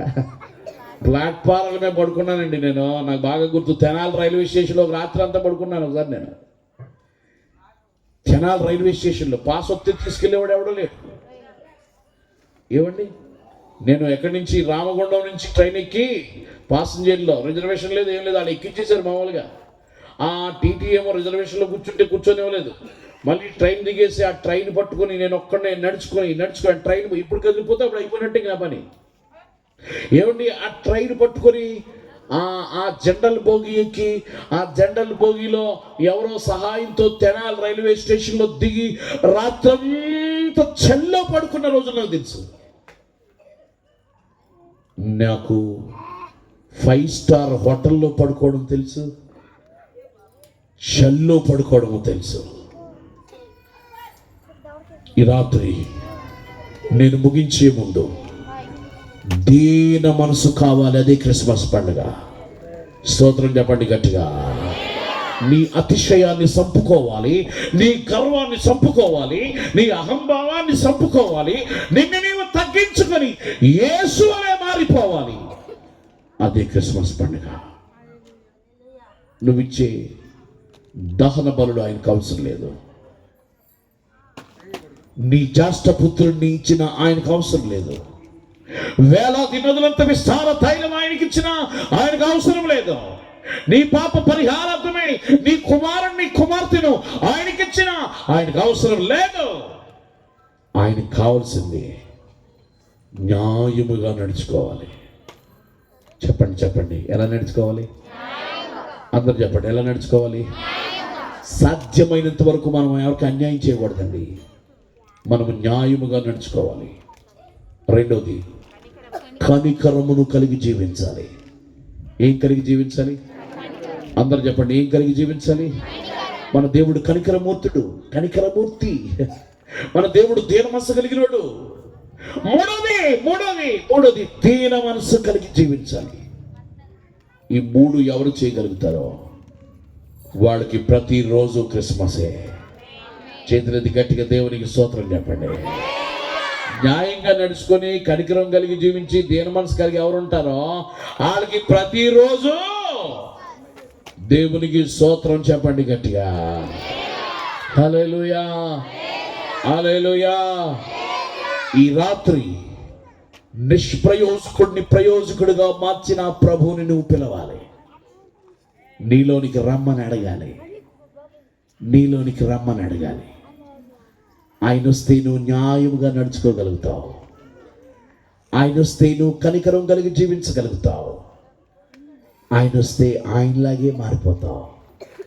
అందుకే ఆ రోజు పశువుల తొట్టులో పండుకున్న మహాదేవుణ్ణి, ఆ రోజు పశువుల తొట్టులో పండుకున్న ఆ మహాదేవుణ్ణి ఈ రాత్రి నీ హృదయంలోని కూడా ఆహ్వానించాలి. అందరు లేచి నిలబడతారా? చిన్న ప్రార్థన చేస్తాను. అందరూ ఒకసారి లేచి నిలబడండి. కొంచెం మీ కుర్చీని పక్కన పెట్టి ముందుకు జరుగుతారా? కొంచెం ముందుకు జరగలరా? ముందుకు జరగండి. వేదిక దగ్గరికి జరగండి. ఈ రాత్రి ఒక 5 నిమిషాలు మిమ్మల్ని ప్రార్థనలో నడిపించాలని ఆశపడుతున్నాను. ఒక 5 నిమిషాలు మిమ్మల్ని ప్రార్థనలో నడిపించబోతున్నాను. హల్లెలూయా, హల్లెలూయా. కళ్ళు మూసుకుందాం. ముందుకొచ్చి అయ్యా నువ్వు నాకు కావాలని అడగండి. అయ్యా నువ్వు నాకు కావాలి. ఒకసారి అడగండి ప్రభువుని. కళ్ళు గట్టిగా మూసుకోండి. నువ్వు నాకు కావాలయ్యా. అయ్యా నువ్వు లేకుండా నేను బ్రతకలేనయ్యా. అయ్యా నువ్వు లేకుండా నేను జీవించలేను. యేసు నువ్వు నాకు కావాలి. గట్టిగా అడుగు ప్రభువుని. నువ్వు నాకు కావాలి. కన్నీళ్లు కార్చండి బిడ్డలారా. ఓ రాబా శేఖరాబా రబాల కనెమె దరబా శకరా. చప్పట్లు కొట్టి అందరూ స్వాగతం తెలియచేయండి దేవునికి. కొట్టండి గట్టిగా. యేసయ్యా మీరు రండి అనండి. యేసయ్యా మీరు రండి. గట్టిగా పిలవండి. అందరిలో ఉంటే నవ్వుతూ ఒంటరిగా ఏడుస్తున్నావా? యేసయ్య వస్తే నీ కన్నీళ్లు నాట్యముగా మార్చబడతాయి. నీ భర్తను బట్టి నువ్వు కృంగిపోతున్నావా? యేసయ్య వస్తే మీ పరిస్థితులు బాగుపడతాయి. వినండి, గట్టిగా పిలండి. యేసయ్యా రండి, యేసయ్యా రండి అనండి గట్టిగా మాట. యేసయ్యా పిలాలి గట్టిగా, పిలాలి గట్టిగా. యేసయ్యా రండి. ఓ రబా షఖరబా రిమలమత షఖనే. దెయ్యాలు పారిపోతున్నాయి, చీకటి శక్తులు పారిపోతున్నాయి, దురాత్మలు పారిపోతున్నాయి. ఓ రబా షఖరమ రబల కందరమే. ఎవరో కుమారి అనే చెల్లితో దేవుడు మాట్లాడుతున్నాడు. నా ప్రియమైన చెల్లి కుమారి, నీ జీవితంలో గొప్ప కార్యాన్ని దేవుడు చేయబోతున్నాడు. నువ్వు ఏది పోగొట్టుకున్నావో అది దేవుడు నీకు ఇవ్వబోతున్నాడు. అద్భుతాన్ని దేవుడు నీ జీవితంలో చేయబోతున్నాడు. గట్టిగా చప్పట్లు కొట్టండి ప్రభుకి. కొట్టు గట్టిగా. రబా షఖరమ. ఎవరు? మెల్సి, మెల్సి అనే చెల్లితో దేవుడు మాట్లాడుతున్నాడు. నా చెల్లి మెల్సి, నీ శరీరంలో ఉన్న వ్యాధిని దేవుడు బాగు చేస్తున్నాడు. ఇప్పుడే నీలో ఉన్న వ్యాధిని దేవుడు బాగు చేస్తున్నాడు. బలమైన స్వస్థతని తాగుతుంది. గట్టిగా చప్పట్లు కొట్టండి. యేసయ్యా అని పిలవాలి, పిలవాలి గట్టిగా. ఓ రాబా షఖరబా. ఇంకా గట్టిగా చప్పట్లు కొట్టి పిలు, పిలు గట్టిగా. ఓ రాబా షఖరా, ఓ రాబా దిరిఖరా. ఎవరో రాజేష్ అనే తమ్ముడు దేవుడు పిలుస్తున్నాడు. తమ్ముడా రాజేష్, తమ్ముడా రాజేష్, నీ కుటుంబంలో శాంతి సమాధానం లేకని వల్లాడిపోతున్నావు. అందరిలో ఉంటే నవ్వుతున్నావు, ఒంటరిగా ఏడుస్తున్నావు. రాజేష్, నీ జీవితంలో దేవుడు గొప్ప కార్యం చేయబోతున్నాడు. ఆశ్చర్య కార్యాలు నీ జీవితంలో దేవుడు చేయబోతున్నాడు. గట్టిగా చప్పట్లు కొట్టండి ప్రభుకి. ఇంకా గట్టిగా కొట్టాలి. యేసయ్యా అని పిలు గట్టిగా, పిలు గట్టిగా, గట్టిగా పిలు, గట్టిగా పిలు. రబా షఖరమ, ఓ రబా శిఖరమ, ఓ రిబా దరబా. ఎవరో చెల్లి సుజాత, సుజాత, సుజాత, నీ ఎడవైపు రొమ్ములో నొప్పుతోను బాధపడుతున్నావు. ప్రభు ఈ రాత్రి నిన్ను స్వస్థపరుస్తున్నాను. దేవుని స్వస్థత నిన్ను తాగుతుంది, దేవుని స్వస్థత నిన్ను తాగుతుంది. గట్టిగా చప్పట్లు కొట్టు ప్రభుకి. యేసయ్యా అని కొట్టు, కొట్టాలి గట్టిగా. కొట్టు, కొట్టు, గట్టిగా కొట్టు. రబా షఖరమ రిబా బాదరబా ఓ రబా ఖరమ దిరిబా. ఎవరో విజయ్ కుమార్, విజయ్ కుమార్ అనే సహోదరుని దేవుడు పిలుస్తున్నాడు ఈ రాత్రి. విజయ్ కుమార్, నువ్వు చాలా సమస్యల గుండా వెళ్తా ఉన్నావు, చాలా సమస్యలను బట్టి కృంగిపోతున్నావు. నీ సమస్యలన్నిటిని దేవుడు తీసివేయబోతున్నాడు. ఒక నూతన కార్యము నీ జీవితంలో దేవుడు చేయబోతున్నాడు. నువ్వు పోగొట్టుకున్నది దేవుడు నీకు ఇవ్వబోతున్నాడు. ఓసారి గట్టిగా చప్పట్లు కొట్టండి. యేసయ్యా అని పిలవండి. యేసయ్యా అని పిలవాలి. యేసయ్యా అని పిలవాలి. ఇంకా గట్టిగా అగ్ని అగ్ని అగ్ని అగ్ని అగ్ని అగ్ని అగ్ని అగ్ని. దేవుని అగ్ని నిన్ను తాగుతుంది. దేవుని అగ్ని నిన్ను తాగుతుంది. దేవుని అగ్ని నిన్ను తాగుతుంది. దేవుని అగ్ని. కొన్ని దెయ్యాలు కాలిపోతున్నాయి, కొన్ని చీకటి శక్తులు కాలిపోతున్నాయి, కొన్ని దురాత్మలు కాలిపోతున్నాయి. ఓసారి చప్పట్లు కొట్టి గట్టిగా యేసయ్యా అని పిలవాలి. ఇంకా గట్టిగా పిలవాలి. నీ స్వరం ఎంత ఉందో అంత గట్టిగా పిలవాలి. ఇంకా గట్టిగా పిలవాలి. ఇంకా గట్టిగా పిలవాలి. ఇంకా గట్టిగా, ఇంకా ఇంకా ఒకసారి మౌనంగా ఉందాం. మౌనంగా ఉందాం. అయ్యా, యేసు నాకు కావాలి. నన్ను నేను ఆయనకి సమర్పించుకుంటున్నాను. అయ్యా, యేసు నాకు కావాలి అనేవాళ్ళు మీ చెయ్యొద్దండి. మీకోసం నేను ప్రార్థన చేస్తాను. నాన్న, ఏ షార్ప్ మైనర్ ఏ, మీకోసం నేను ప్రార్థన చేస్తాను. మీకోసం నేను ప్రార్థన చేస్తాను. యేసు నాకు కావాలనేవాళ్ళు మనము ఏమివ్వగలం ఆయనకి? మనము నిరుపేదలం. యేసయ్యా నేను నిరుపేదలని చెప్పండి చేతులకి. యేసయ్యా నేను నిరుపేదను చెప్పాలి. చాలా మంది స్వరాలు వినబట్లేదు. కన్నీళ్లు కారుస్తూ చెప్పండి, యేసయ్యా నేను నిరుపేదను.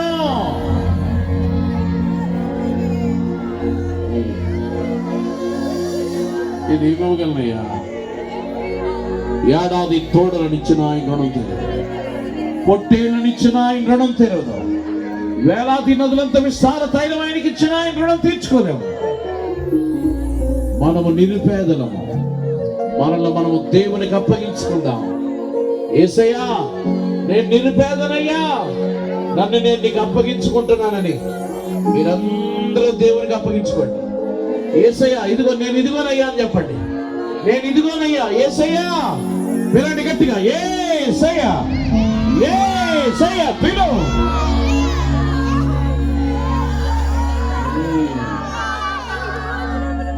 ఒక తెల్లటి మేఘం మిమ్మల్ని కప్పడం నేను చూస్తున్నాను. ఒక తెల్లటి మేఘం, కొన్ని నల్లటి ఆకారాలు బయటికి వెళ్ళిపోతున్నాయి, కొన్ని నల్లటి దెయ్యాలు కాలిపోతున్నాయి. తెల్లటి మేఘం, తెల్లటి మేఘం. భాషలు వరమల వారి భాషల్లో మాట్లాడండి. ఒకసారి గట్టిగా మాట్లాడండి.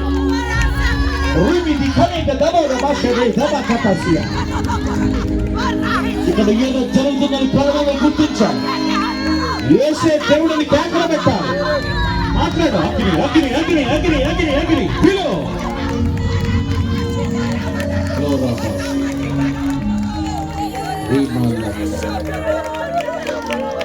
మౌనంగా ఉందాం. ఇప్పుడు మౌనంగా ఉందాం. చేతులెత్తి మౌనంగా మౌనంగా చేతులెత్తండి. నేను నిరుపేదనయ్యా, నేను నిరుపేదనయ్యా, నేను నిరుపేదనయ్యా. ఏమివ్వగలను నా దేవుని ప్రేమ బదులు. ఏమివ్వలేను నిరుపేదను, అర్పించు నా జీవితం. ఓహో, ఏమివ్వగలను నా దేవుని ప్రేమ బదులు. ఎవరు చప్పట్లు కొట్టద్దు. మీ చెయ్యొత్తి ప్రభు సమర్పించుకోండి. ఏమివ్వగలను నా దేవుని ప్రేమ బదులు, ఏమివ్వలేను నిరుపేదను, అర్పించు నా జీవితం. నా జీవితాన్ని అర్పిస్తున్నానయ్యా.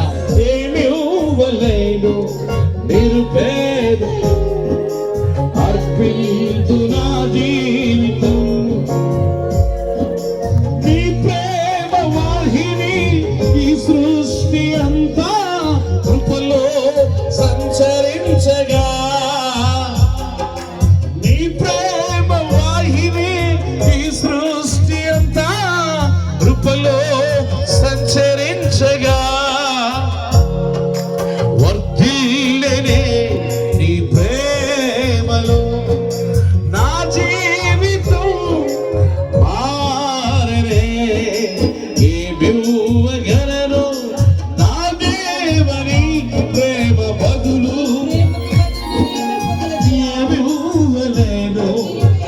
నిరుపేదను అర్పింతు నా జీవితం.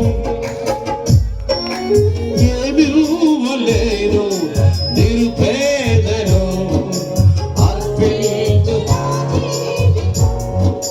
కల్వరి ధారలు తిరుదిరముపై ప్రవహించిన మార్చగా, కల్వరి ధారలు తిరుదిరముపై ప్రవహించిన మార్చగా, ఆనందమే హల్లెలూయా, సంతోషమే స్తుతి స్తోత్రం. ఏమివ్వగలను నా దేవని ప్రేమ బదులు, ఏమివ్వలేను నిరుపేదను అర్పింతు నా జీవితం. అందరూ ఒకసారి ఏమివ్వలేను నిరుపేదను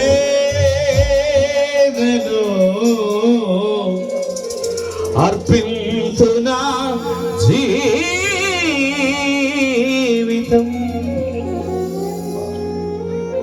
ప్రేమగల తండ్రి, కృప కలిగిన దేవా, మీరేం చెప్పమన్నారో అది చెప్పాను. నేనెవరి ముఖాలు చూడలేదు, నేను కళ్ళు లేని గుడ్డోడిని. నువ్వు చెప్పమన్నావు, నేను చెప్పేసానంతే. ఎవరైతే చేతుల పైకెత్తి న్యాయంగా ప్రవర్తిస్తామంటున్నారో వారు దీవించబడుదురు గాక. కనికరము కలిగి జీవిస్తామంటున్నారో వారు దీవించబడుదురు గాక. దేన మనసు కలిగి బ్రతుకుతామంటున్నారో వారు దీవించబడుదురు గాక. నీ బిడ్డలందరినీ దీవించండి, మీ సన్నిధి తోడుగా ఉంచండి. ప్రియ దైవజనరాలు మా అక్క రిబ్కమ్మ గారిని మీరు దీవించండి, ఆశీర్వదించండి. దైవజనరాల పరిచర్య విస్తరించబడ్డం నువ్వు చూడబోతున్నావు. ఓ రాబా షక్కరాబా, ఇక్కడ నూతన మందిరం కట్టడానికి నీకు ఒక 5 సెంటులు స్థలాన్ని నేను దయచేయబోతున్నాను. మునుపెన్నడూ చూడలేని గొప్ప ఉజ్జీవాన్ని నువ్వు చూడబోతున్నావు. దైవజనుడా, దైవజనులారా, ఈ రాత్రి నూతన వరాలతో మిమ్మల్ని నింపుతూ ఉన్నాను. నూతన వరాలు పొందుకొనేసినాములో receive receive receive the gift. పొందుకొనేసినాములో నూతన వరాలతో మిమ్మల్ని నేను వాడుకోబోతున్నాను. నా సన్నిధి మీకు తోడుగా ఉంది. తండ్రి, రిబ్కాని, బావగారిని, వారి బిడ్డలను, కుటుంబం అంతటినీ దీవించండి. మీ సన్నిధి వారికి తోడుగా ఉంది. వేదిక మీద ఉన్న దైవజనులందరినీ దీవించండి. గొప్ప గొప్ప దైవజనులు ఇక్కడ ఉన్నారు, వారి సంఘాలు, వారిని దీవించండి. తండ్రి, సంగీత పరిచయం చేసే తమ్ముడోళ్ళని, సౌండ్ పరిచయం చేసే తమ్ముడోళ్ళని దీవించండి, మేలుతో నింపండి. చేతులెత్తిన బిడ్డలందరినీ దీవించండి. యేసు నామమున అడుగుతున్నాము తండ్రి. ఒకసారి అలాగే నిలబడండి. 2 నిమిషాల్లో నేను ఈ మైకిని దైవజనులకు ఇచ్చేస్తాను. నా వైపు చూడండి. డేవిడ్ రాయి అనే యూట్యూబ్ ఛానల్ని మీకు సబ్స్క్రైబ్ చేయండి. అందులో చక్కటి పాటలు ఉన్నాయి. నన్ను ఒక్క నిమిషం ఇదే ఉంచండి. డేవిడ్ రాయి చెప్పండి ఒకసారి. రాయి అనే యూట్యూబ్ ఛానల్ని మీరు సబ్స్క్రైబ్ చేయండి. అంతేకాకుండా బ్రదర్ డేవిడ్ రాజు గారు తెలుగు వీడియోస్ అంటే చక్కటి పాటలు, వర్తమానాలు కూడా వస్తాయి. డేవిడ్ రాజు గారు సాక్ష్యం అనగా అని చెప్పినా కూడా నా సాక్ష్యం వస్తుంది. అది అనేక మందికి షేర్ చేయండి. మీ ద్వారా అనేక మంది దీవించబడులా. 1814845 నెంబర్ మరలా ఒకసారి 9618148455. ఈ నెంబర్కి తప్పకుండా మీరు కాల్ చేయండి. మీ ప్రార్థన అవసరం వాట్సాప్ చేయండి. తప్పకుండా మీకోసం మేము ప్రార్థన చేస్తాం. మా కోసం కూడా మీరు ప్రార్థన చేయండి. మరొకసారి ఈ నెంబర్ చెప్తున్నాను, 9618148455.